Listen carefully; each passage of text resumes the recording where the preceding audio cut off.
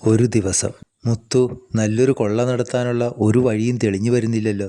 മുത്തു, എന്താ താനൊന്നും മിണ്ടാത്തത്? തനിക്ക് എന്തു പറ്റിയടോ? താൻ അത് കണ്ടോ? പറക്കുന്ന കാർ. അയ്യോ, താഴെ ഇറക്കണേ.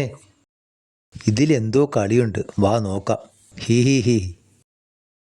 ചേട്ടനാണോ കാർ പറത്തിയത്? അതെ, ഹി ഹി. മായാവി ഇതെല്ലാം കാണുന്നുണ്ടായിരുന്നു. എങ്ങനെ പറത്തി? മന്ത്രം ചൊല്ലിയോ? മന്ത്രമോ? താനൊക്കെ ഏതു നൂറ്റാണ്ടിലാ ജീവിക്കുന്നത്? മന്ത്രം ചൊല്ലിയ കാർ പറക്കുമോ? അതൊക്കെ പറക്കും. അതുപോട്ടെ, ഇതെങ്ങനെ പറത്തിയെന്ന് പറ. അതിനല്ലേ ഈ റൊട്ടേഷൻ ഫ്ലൈറ്റ് സ്റ്റിക്കർ, പുതിയ കണ്ടുപിടുത്തമാണ്. അതെ, ഈ സ്റ്റിക്കർ ഒട്ടിച്ച ഭാഗം ഒരു തവണ കറങ്ങിയാൽ ഏത് സാധനവും ഭാരം കുറഞ്ഞ് പറന്നു പോകും.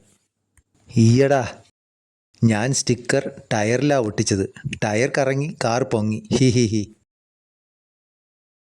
ചേട്ടാ, 1-2 സ്റ്റിക്കർ ഞങ്ങൾക്ക് തരാമോ?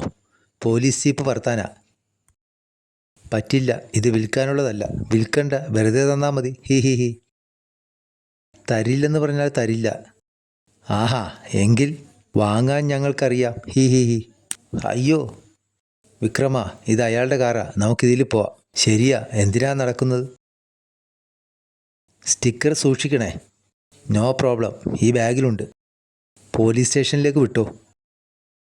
ഒരു സ്റ്റിക്കർ സൂത്രത്തിലെടുക്കാം, പക്ഷേ ഓടുന്ന കാറിൻ്റെ ടയറിൽ ഒട്ടിക്കാൻ പറ്റില്ല.